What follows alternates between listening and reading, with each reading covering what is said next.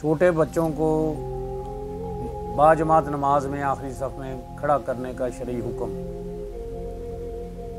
जो लोग बच्चों को अपने साथ मस्जिद में लेकर जाते हैं, ये बहुत ही अच्छी बात है।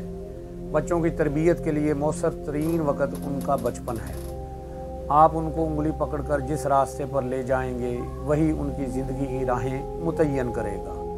आप उनको मस्जिद में ले जाते हैं तो उनकी आदत बनाने की बड़ी अच्छी काविश है। बच्चों को अगली सफ़ में अपने साथ खड़ा करने की कोई मुमानियत नहीं है। सैयदना अनस रज़ी अल्लाह ताला अन्हु ने एक वाक़या यूँ बयान किया है।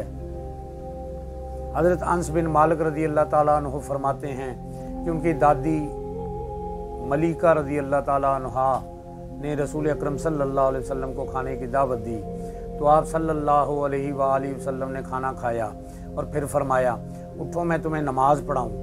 सैयदना अनस रज़ी अल्लाह ताला अन्हु फरमाते हैं कि मैं एक चटाई की तरफ बढ़ा जो पुरानी होने की वजह से स्याह हो चुकी थी। मैंने उस पर पानी छिड़का, फिर रसूल अकरम सल्लल्लाहु अलैहि वसल्लम खड़े हुए और मैंने और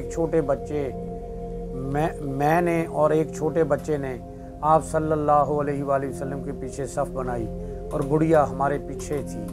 रसूल अकरम सल्लल्लाहु अलैहि वसल्लम ने 2 रकतें पढ़ाईं, फिर आप तशरीफ़ ले गए। इस हदीस मुबारक से साबित हुआ कि छोटा बच्चा पहली सफ़ में खड़ा हो सकता है। ताहम इस बात का ख्याल रखा जाना चाहिए कि बच्चे इतने छोटे ना हों कि मस्जिद में पेशाब कर दें। अगर बच्चा इतनी समझ बूझ रखता है और उसको मस्जिद के आदाब का ख्याल है तो उनको ज़रूर साथ लेकर जाएं और अपने साथ सफ़ में खड़ा करें। आम मुशाहिदे की बात है अगर बच्चों को इकट्ठा एक ही सफ़ में खड़ा किया जाए तो ज़्यादा शोर शराबा और झगड़ा करते हैं। लिहाजा बेहतर यही है कि इन्हें अपने साथ ही खड़ा किया जाए।